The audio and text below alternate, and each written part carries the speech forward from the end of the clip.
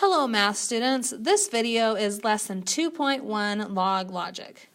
So we started the year in unit 1 simply by thinking about logarithms as being inverse functions for exponentials. That's all that we've really done with logarithms so far. But logarithmic functions are interesting and useful on their own. So in unit 2, we will be working on understanding logarithmic expressions, logarithmic functions, and logarithmic operations on equations. In Unit 1, we showed the inverse relationship between exponential and logarithmic functions using a diagram similar to the one I have below. So what we had done with this diagram is I started with an input, and I plugged my input, so I'm saying x equals 3, into x for some function. So I can say 2 to the 3 is equal to 8. However, if I want to get back to the 3, I have to use an inverse function or inverse operation. So the inverse of an exponential function is simply a logarithm. So if I take this 8, plug it in for x right there, my output is going to be a 3. I can summarize this relationship right here by saying 2 to the 3 equals 8 is the same as saying that log base 2 of 8 is equal to 3. So those two equations are really telling me the exact same thing. Logarithms can be defined for any base used for an exponential function. Base 10 is really popular because for exponential functions, as the exponent increases, the number of zeros also increases. Using base 10, I can write statements like these. I can say, well, 10 to the 1 equals 10, so log base 10 of 10 is just my exponent, which is 1. If I say 10 squared equals 100, I can also say log base 10 of 100 equals 2 because the answer to a logarithm is the exponent. And then finally, if I know that 10 to the 3 is 1,000, I can say log base 10 of 1,000 is equal to 3 once I begin because the answer is the exponent. So what we're going to be doing with logarithms in this lesson is I'm going to give you what we have on the right. I'm not going to give you any of what I had on the left. I'm going to give you log base 10 of 10. And I want you to be able to come up with a 1. Log base 10 of 100, I want you to be able to come up with a 2. Log base 10 of 1,000, come up with a 3. So when I'm trying to figure out, well, what is log base 10 of 10, we just need to come up with our equation. 10 to the 1 equals 10. My answer is just the exponent. If I want to do log base 10 of 100, I need to come up with this equation. 10 squared equals 100. My answer is just the exponent. And then finally, if I want to know what is log base 10 of 1,000, I need to come up with this equation. My answer is just the exponent. So let's go try some examples. So for these examples, I give you 4 or 5 logarithms to evaluate, and then I just want you to put your answers on the number line where they belong. So let's go look at some of these. So on A, I want to know what is log base 3 of 3. I'm just going to say maybe this is equal to x. We don't know what x is, but we can figure it out. So I'm going to take and I'm going to rewrite that logarithm equation in my exponential form. I'm going to say 3 to the x equals 3. And then I just need to figure out what does x need to be equal to for this to be a true equation. Well, I know 3 to the 1 is just equal to 3. So that means my answer to my logarithm is just a 1. And so I can put that on my number line. Same kind of thing on B. I have log base 3 of 9 is what I'm trying to evaluate. I'm just going to say that's equal to x. I'm going to put this in exponential form. 3 to the x is equal to 9. and I need to figure out what is that exponent. I can say 3 squared is equal to 9, which means I can say x is equal to 2. So the answer to my logarithm is just a 2. When I come to c now, I have log base 3 of 1/3. I'm going to say is equal to x. I'm trying to figure out what exponent goes on a 3 to give me a 1/3. Well, I know if I have a negative exponent, that's just really saying 1 over my number with a positive exponent. So 3 to the negative 1 is just 1 over 3 to the 1. So that means my answer to the logarithm is just a negative 1. So if I ever have 1 over a number, what I will often do is I will just ignore the top of the fraction. I'll figure out my answer without it. So 3 to the 1 is equal to 3. And then to take into account the fraction, make my answer negative. Okay, moving on. For D now, I have log base 3 of 1 is equal to 0. Sorry, not equal to 0, is equal to x. So I'm trying to figure out what exponent goes on a 3 to give me a 1. Well, if I ever have a 0 exponent, my answer is always equal to 1. So my exponent, or my logarithm, is 0. So the answer to D is 0. And finally for E, I have log base 3 of 1 over 9. I want to know what is that equal to. Well, what exponent goes on a 3 to get 1/9? 3 to the negative 2 is 1 over 3 squared, which is 1 over 9. So x equals negative 2.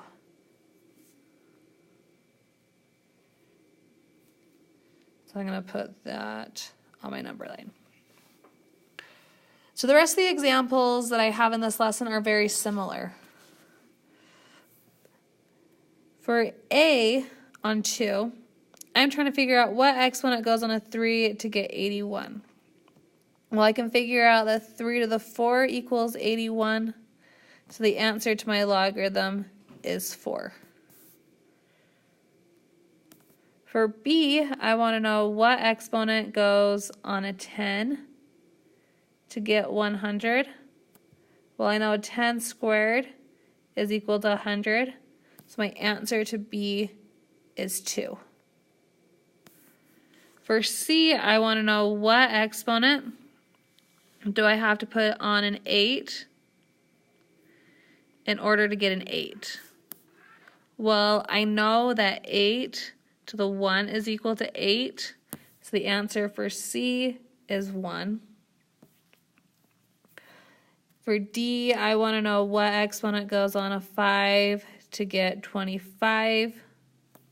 I know 5 squared equals 25.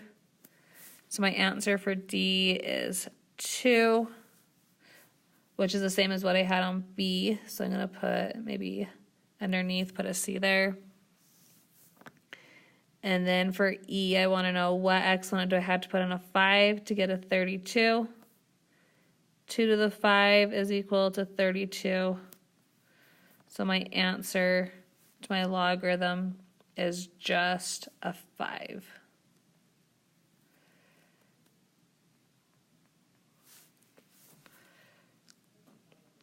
Similar things on number 3.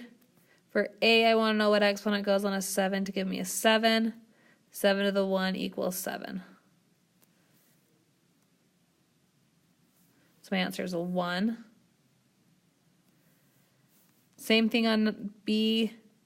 I want to know what exponent goes on a 9 to give me a 9. 9 to the 1 equals 9.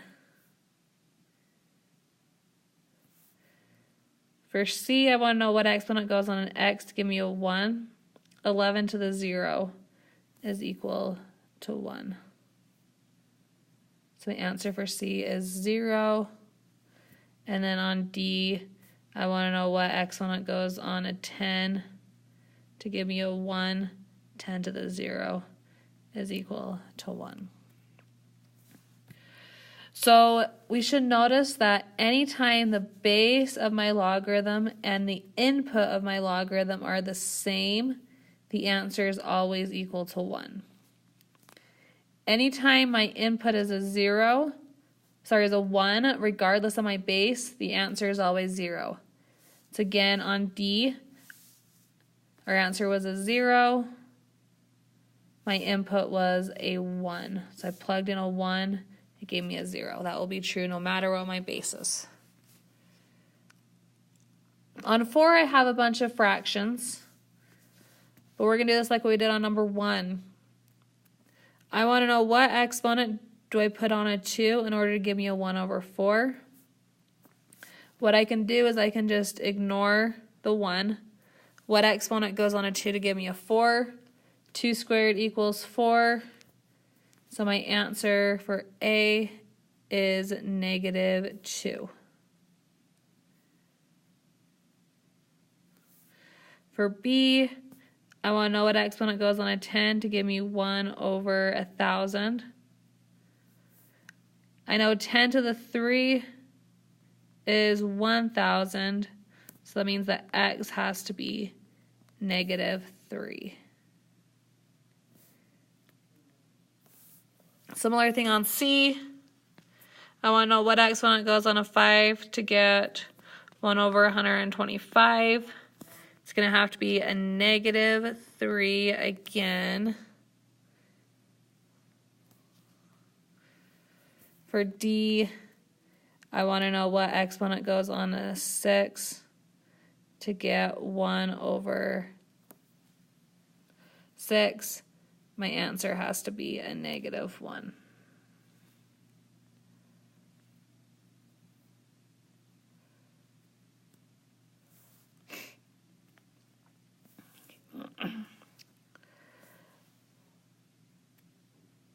So for number 5, what exponent goes on a 4 to give me 16? 4 squared equals 16. What exponent goes on a 2 to give me 16? 2 to the 4 is equal to 16. For C now, I'm trying to figure out, well, what exponent do I put on 8 to give me a 16? I know 8 to the 1 is equal to 8, but 8 squared is equal to 64. 16 is somewhere in between, so my answer for C is just somewhere between 1 and 2. So I'm just going to put that on the number line somewhere between 1 and 2. Finally, I have log base 16 of 16. I want to know what exponent goes on a 16 to give me a 16. My answer is going to be a 1. Number 6 now has a bunch that are not going to be exact values. So if I come for A, I'm trying to figure out what exponent goes on a 2 to give me a 5. Well, I know 2 squared is equal to 4. 2 to the 3 is equal to 8. 5 falls somewhere between 4 and 8. So my answer is somewhere between 2 and 3. Similar thing for B. I want to know what exponent goes on a 5 to give me a 10. I have 5 to the 1 is 5. 5 to the 2 is 25. 10 falls between 5 and 25. So my answer is between 1 and 2. For C, if I want to know what exponent goes on a 6 to give me a 1, my answer is always a 0. For D, what exponent goes on a 5 to give me a 5? My answer is a 1. On E now, I want to know what exponent goes on a 10 to give me a 5. Well, 10 to the 1 is equal to 10. I'm already bigger than 5, so I have to go back and look at 10 to the 0, which is equal to 1. 5 is in between 1 and 10, so my answer for E is between 0 and 1. On number 7, a similar kind of thing. I want to know what exponent goes on a 10 to give me a 50. Well, 10 to the 1 is 100. So I have to go back. Sorry, 10 to the 1 is 10. 10 to the 2 is 100. 50 is between 10 and 100, so my answer is between 1 and 2. For B, I have log base 10 of 150. What exponent goes on 10 to give me 150? 10 squared is 100. 10 to the 3 is 1,000. So I have 150 falls between 100 and 1,000, so my answer is between 2 and 3.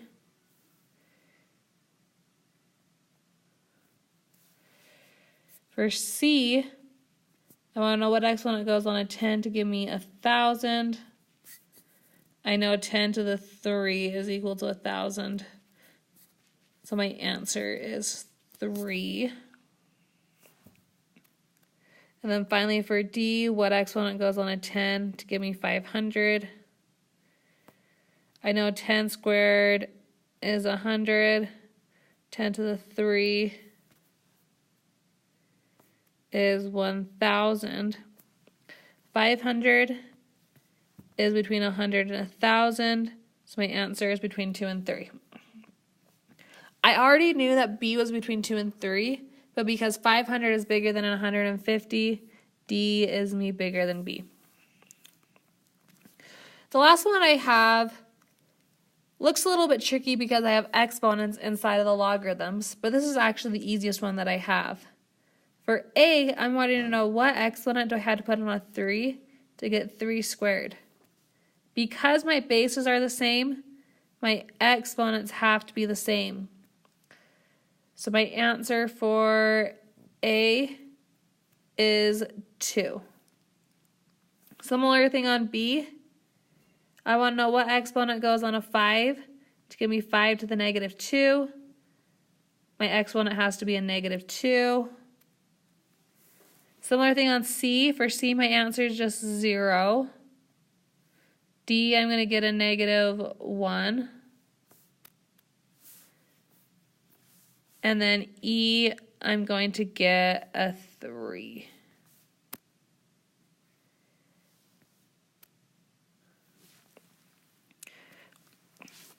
So we've seen a few things with logarithms. So based on our work, I want to determine whether each of these statements is always true, sometimes true, or never true. So 9 asks, is the value of log base b of x always positive, sometimes positive, or never true, or never positive? So I'm going to say that it is sometimes positive.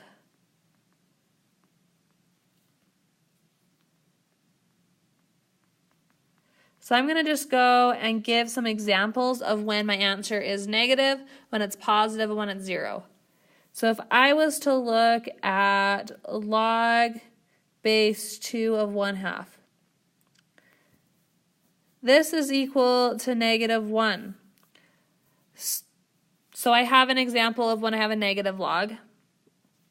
If I look at log base 2 of 1, this is simply equal to 0. So it's neither positive nor negative. And then if I look at log base 2 of 4, that is a positive 2. So log is going to be positive, negative, and 0. So 10 is now asking, well, is this statement, once again, always true, sometimes true, or never true? Log base b of x is not a valid expression if x is a negative number. So this one is going to be always true.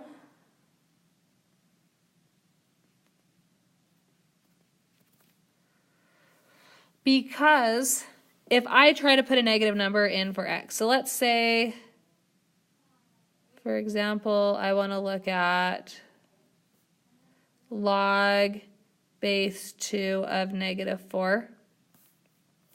In order to evaluate this, I want to know what exponent do I put on a 2 to get a negative 4.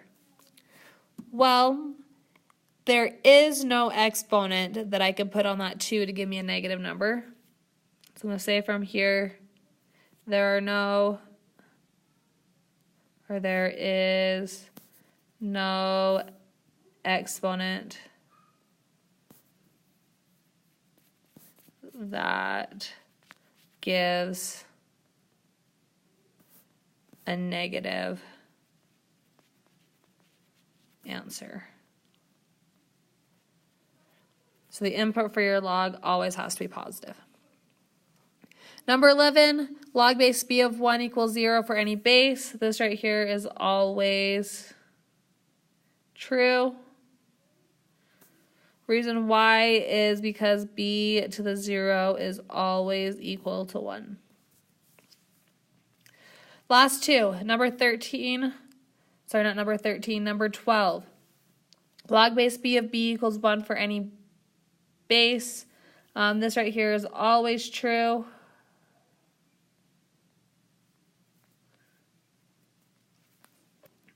Because if I put this in exponential form, this is just saying b to the 1 equals b. That is always a true statement. I'm going to skip number 13 and end with number 14. Log base b of b to the n equals n for any base. This right here is always true. Because if I put this in exponential form, this is saying b to the n equals b to the n. Same thing on both sides. This equation is true.